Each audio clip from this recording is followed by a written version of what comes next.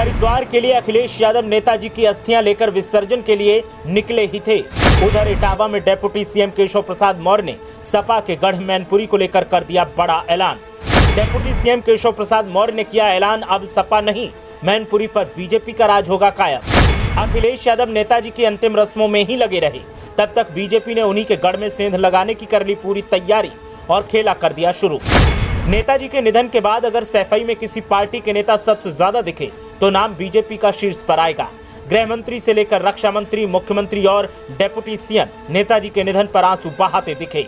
लेकिन अब अखिलेश यादव के खिलाफ ही बीजेपी की तरफ से सियासी ताने बाने बुने जा रहे हैं और जिन अखिलेश यादव को अब तक बीजेपी वाले गले लगाते रहे, अब उन्हीं के हाथों से सपा का सबसे मजबूत गढ़ छीनने की तैयारी चल रही है।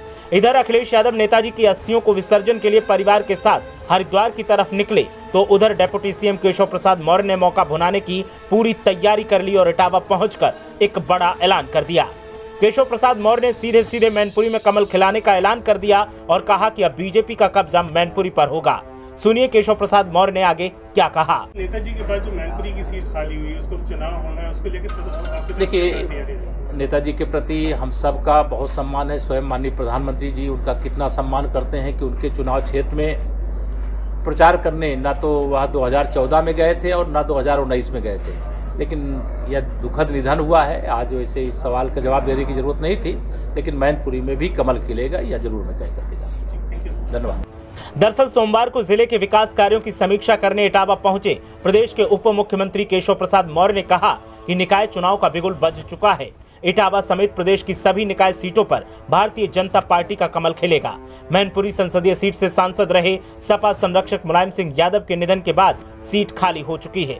उनकी इस सीट पर भी उप मुख्यमंत्री ने कमल खिलाने की बात कही।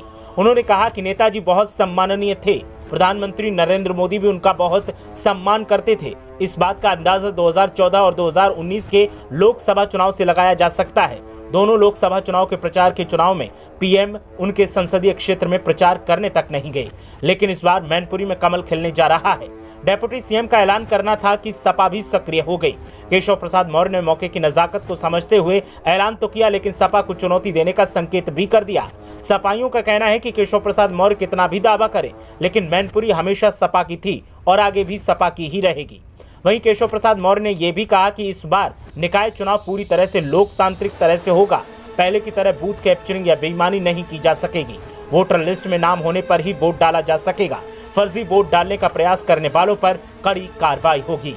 ब्यूरो रिपोर्ट, मीडिया हलचल।